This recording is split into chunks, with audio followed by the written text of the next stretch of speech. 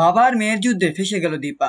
দীপা কি পারবে তাদের বাবা মেয়েকে আবার এক করতে, নাকি বাবা মেয়ের মধ্যে কম্পিটিশনে দীপা তাদের দুজনকে হারাবে? হ্যাঁ বন্ধুরা, এমনটাই দেখতে চলেছি অনুরাগের ছোঁয়া ধারাবাহিকের আগামী পর্বগুলোতে। মিটিং রুমে সূর্য অনেক ভালোভাবে প্রেজেন্টেশন দেয়, এটা দেখে দীপা অনেক ইমপ্রেস হয়। তখনই সেখানে অবিনাশ চলে আসে।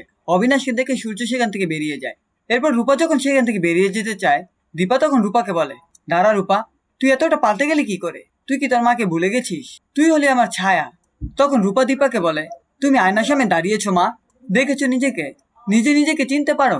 একথা শুনে দীপা অনেকটা চমকে যায়। ঠিকই তো, নিজের মেয়ের মুখে এমন কথা শুনলে কোন মাই না চমকে যাবে। রূপা দীপাকে আরো বলে, হ্যাঁ আমিও পাল্টেছি, আমাকে বেঁচে থাকার জন্য পাল্টাতে হয়েছে। আমি নিজে একা লড়ে এই জায়গাটা তৈরি করেছি। দীপা তখন রূপাকে বলে, রূপা তোর সাথে আমার অনেক কথা আছে। রূপা তখন দীপাকে বলে, এখন মনে হচ্ছে তোমার আমার সাথে কথা বলা জরুরি। আর আমি যখন তোমার সাথে দেখা করতে গেছি, তখন তুমি একবারও আমার সাথে দেখা করোনি। ওইদিকে জয় সূর্যকে আবার বুঝিয়ে মিটিং রুমে নিয়ে আসে। মিটিং রুমে এসে সূর্য বলে, এই ডিলটা আমি কারো হতে দেব না, এই ডিলটা আমাদের। সূর্য দীপাকে আরো বলে, আমি এই মানুষটাকে কোথাও জন্য দেখেছি, এই মানুষটাকে আমার চেনা চেনা লাগছে। দীপা তখন মনে মনে বলে, এইসব ডাক্তারবাবু কি বলছে, নাকি ওনার সত্যি সবকিছু মনে নেই? দীপা তখন সূর্যকে বলে, আমাকে চেনা চেনা লাগছে না? সূর্য বলে, সরি না ম্যাম, আমি অ্যাকচুয়ালি ওনার কথা বলছিলাম।